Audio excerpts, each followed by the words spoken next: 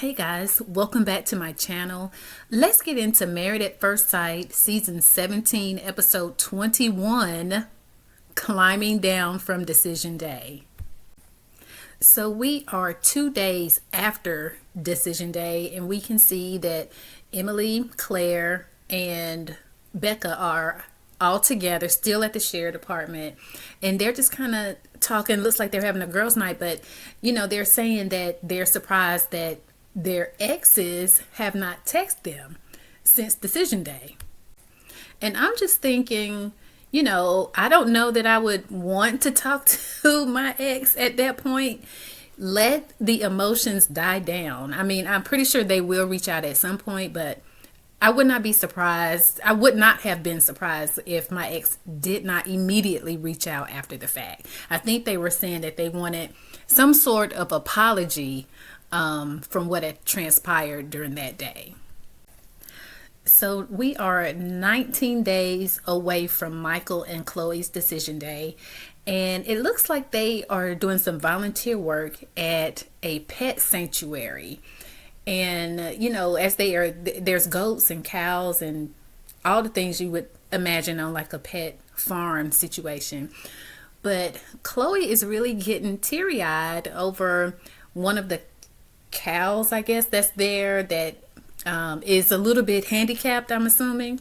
The lady that's running the place, she did say that this particular animal has a wheelchair, but Chloe is literally in tears. She is so touched by the fact that that they are taking care of these animals, and she is an animal lover.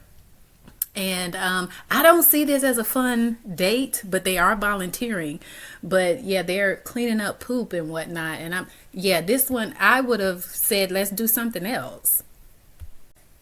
So as they are doing the various chores at the sanctuary, Chloe begins to talk about fostering kids. Now, this is the first time I've heard either of them mention children. I may have missed it during the season, but Chloe is saying she not only does she want to have a pet sanctuary, but she also really wants to foster children.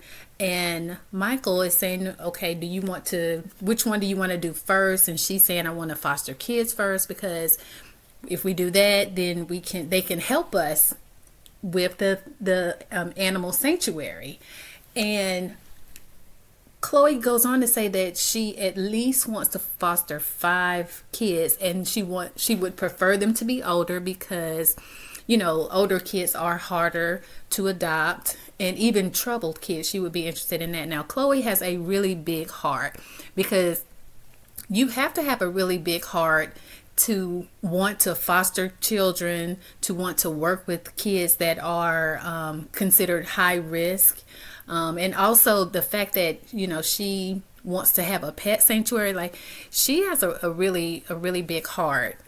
I'm just curious. I'm not sure if they had even talked about having kids natural or not. I'm not sure. But Michael, he's on the other end of this. Like, he's like, I don't know if I want to do 5. 5 seems like a lot. 5 is a lot. It's definitely a lot.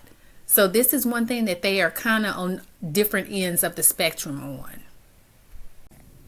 So we are back in Becca's apartment, and she's packing up, and Claire comes into the living space. Claire was also packing up her place. She said she just threw her stuff in bags. I don't blame you. Really, y'all should have been packing, because y'all husband's been gone. Y'all probably should have already packed up. But nevertheless, Becca did mention that Austin had called her, and he kind of mentioned, well, I don't understand why I can't have the producer as a friend and continue to have me as my wife. Now, my question to Austin is, we're still unsure if you really wanted Becca as your wife, producer or not. That's my question. But of course, Becca was not going for that. She's like, no. She's been in these types of relationships before, where she sent some toxicity, and she just doesn't want it. I can't say that I blame her. Again, I don't know the extent of the quote unquote relationship that Austin has with the producer, but Becca clearly thinks it's more than just we're just friends. So I don't know. You guys drop in the comments and let me know what you think. But she continues to get the rest of her things, so she has moved out officially from the shared space. And so now we are over at Emily's shared space. And of course, Brennan, he moved out beforehand, but Emily has so much stuff. I'm looking at her apartment and I'm thinking, did you move out completely of your your regular place? Because how do you have so much stuff? But if you guys remember, when she was moving in, Brennan made the comment to her, why do you have so much stuff? She must have moved completely out. She has a lot of packing to do, but one of her friends called her and they were just kind of, talking, and Emily is just going through her process of saying, I'm back to Emily party of one, and just going through those emotions, and how she said that she's been crying, just the whole roller coaster of emotions. And it's understandable. I mean, it's a breakup, so anytime you go through a breakup, it is a grieving process, and everybody grieves differently. But she said that she will go back to doing the things that she was doing before, and that's going places, traveling, doing her. And I think that's good for now. But what I'm also thinking is, Emily said before that she's not really been in a relationship. So this is really Emily's first relationship. And she was married. So imagine what all she is dealing with in her head. Like, it's going to take her some time before she tries this again, I believe. So we see that Austin, he is now walking into his apartment or home where he was, if you remember from the beginning, he had a female roommate. And so his roommate is there. And, she's just kind of like, hey, welcome back. I see you bringing all these dish towels back. We got too many now. But Austin, she basically asks Austin, how it's going, and she does say that she feels bad because, although he's coming back, she was hopeful that the marriage would work out between Austin and Becca. So Austin does explain what happened between him and the producer. Apparently he went out with the producer, and then he lied about it, is what he's saying. So he's saying that he lied about, I guess, going out with the producer, and Becca somehow found out about it. But he still maintains that, there was really nothing. But Austin, if it was really nothing, why did you feel the need to lie? I guess that's my question. Why lie? If it was nothing going on between you and the producer, why did you have to lie about it? Okay. I don't hear anything, Austin. So we're going to keep it moving, because honestly, Austin, as he's continued to talk to his roommate, he's getting emotional, and he's getting teary-eyed, and he's, saying that he feels bad, and he does want, to stay with Becca.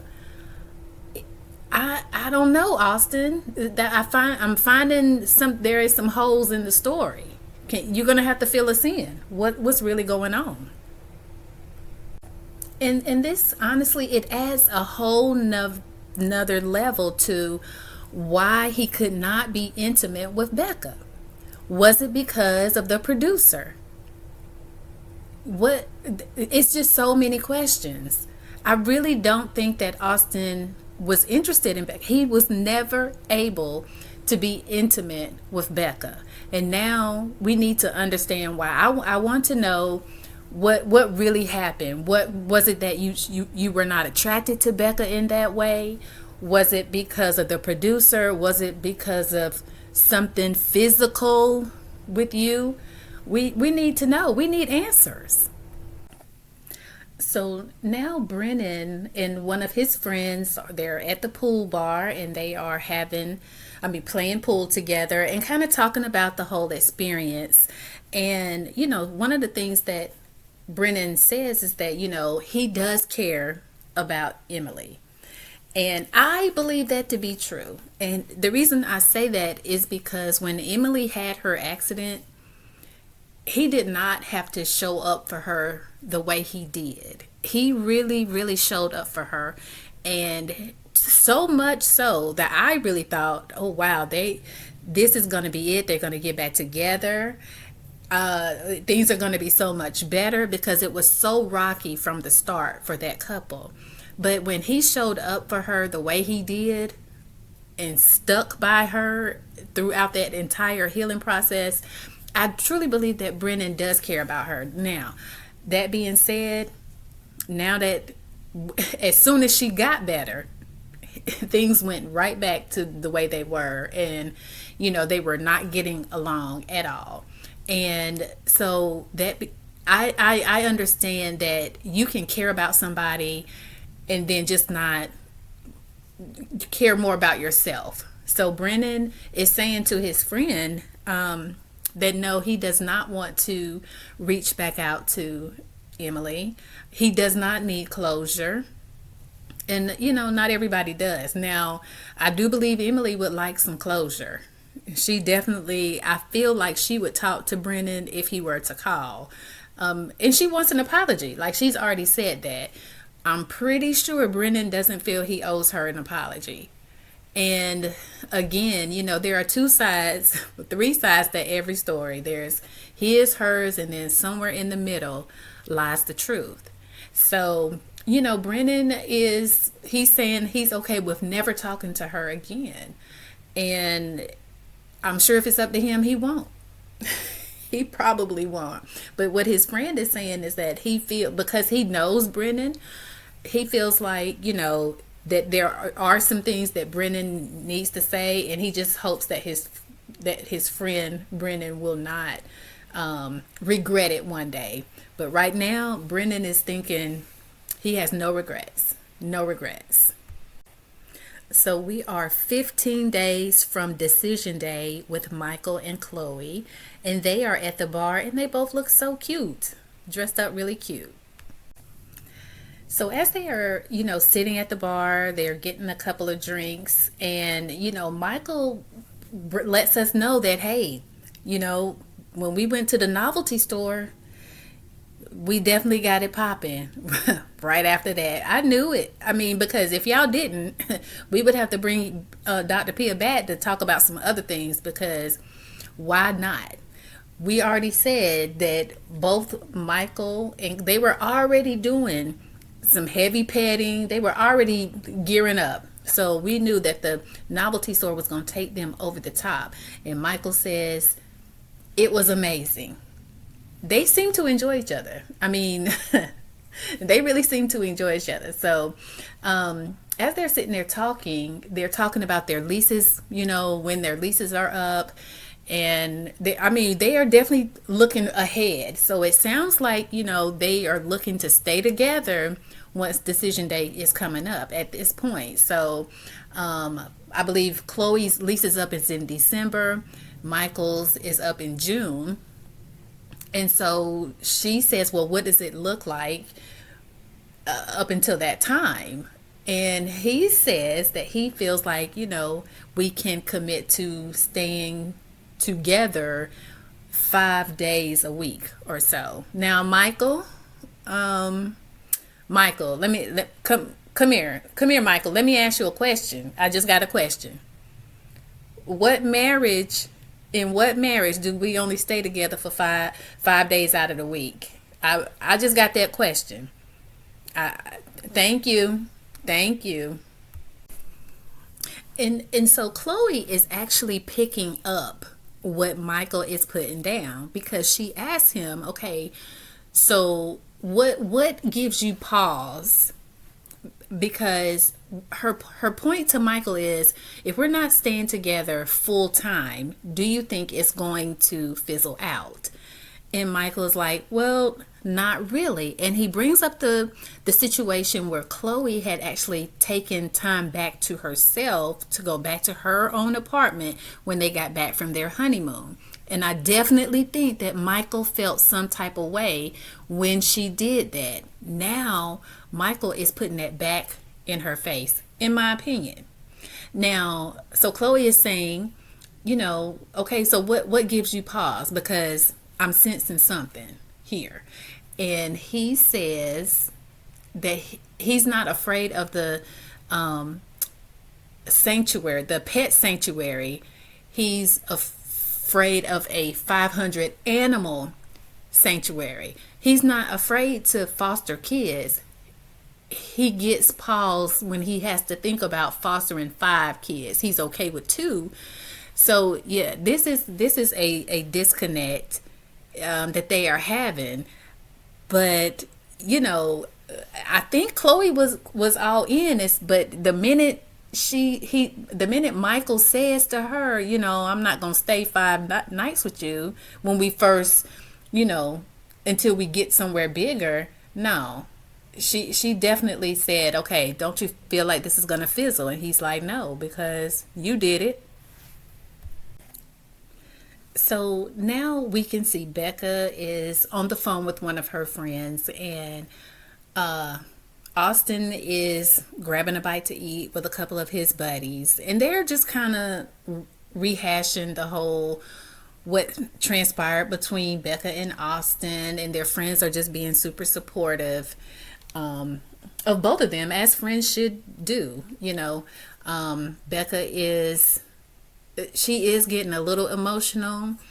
And Austin is saying, he really doesn't think there's anything that he can do more at this point. And I mean, I think that time, that if you guys are gonna circle back, just give yourself some time, because emotions are super high right now. So just give it a few days, kind of let things settle. And if you're going to have the conversation at that point.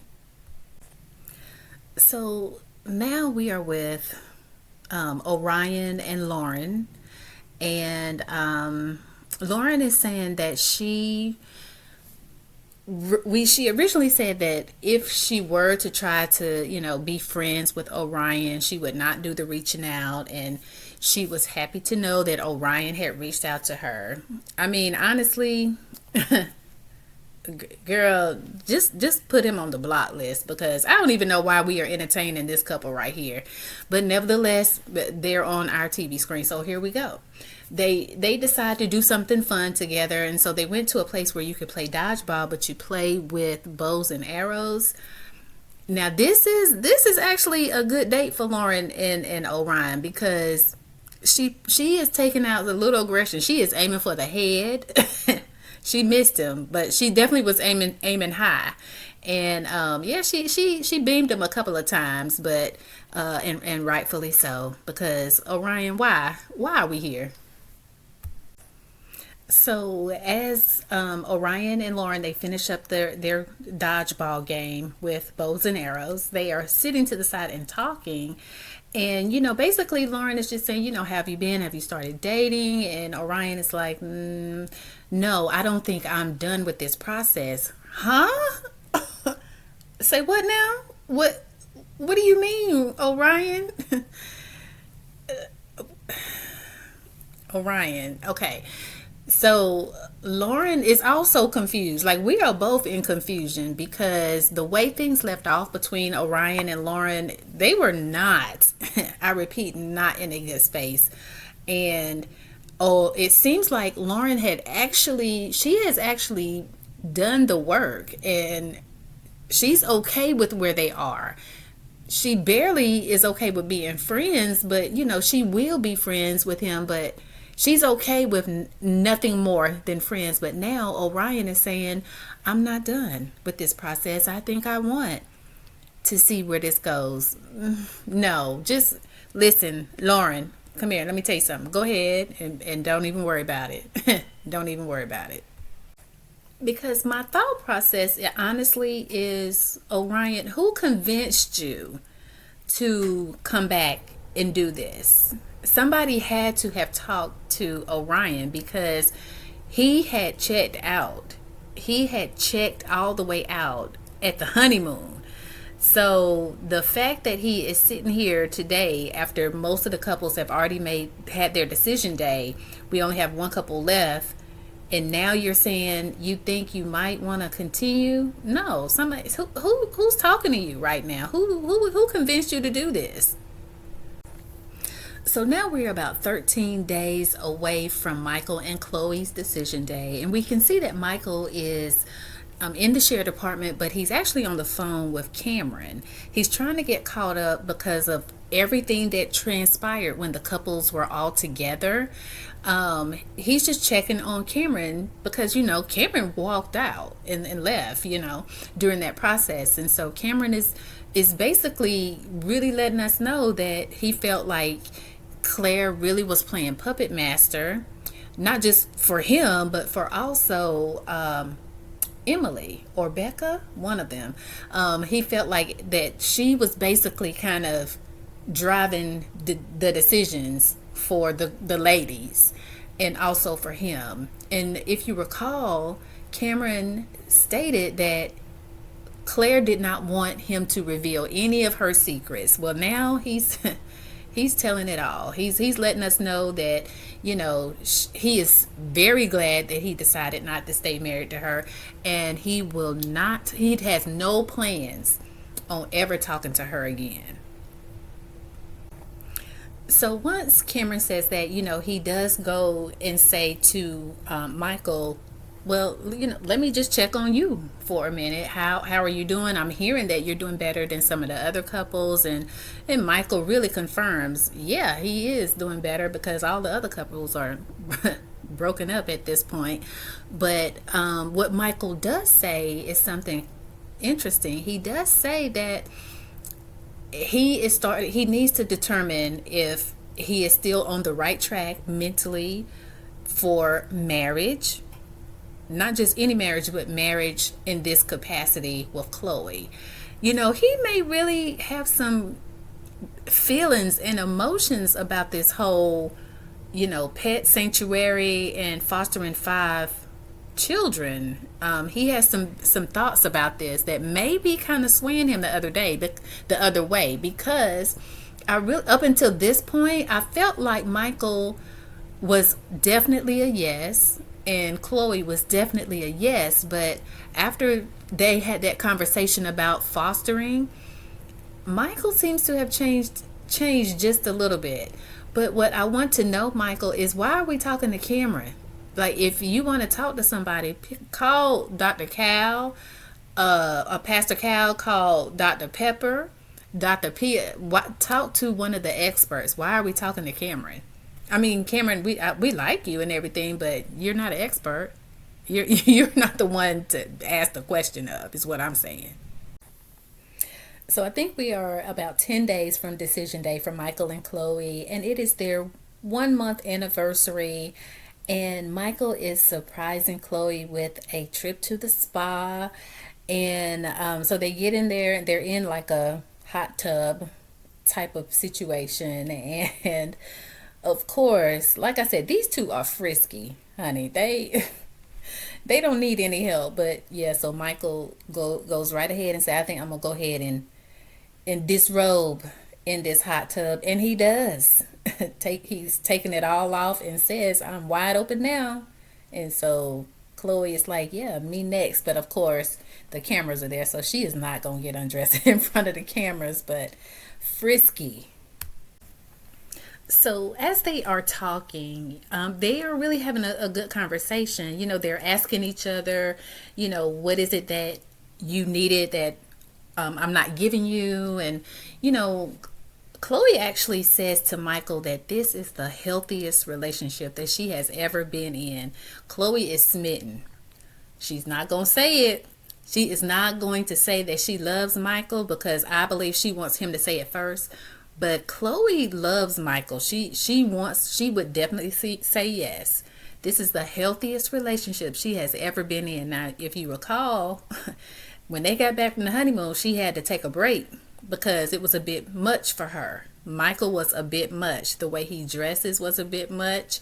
And honestly, I'm going to say it's the way he was loving on her, because Michael is very loving towards her. I mean, just how he shows up for her. Like, he's very intentional. He pays very close attention. Like, he is in it. Like, he really wants that to be there for her. And so she turns the question around to Michael, and he definitely says, if I definitely didn't ask for the whole, pet sanctuary fostering kids situation.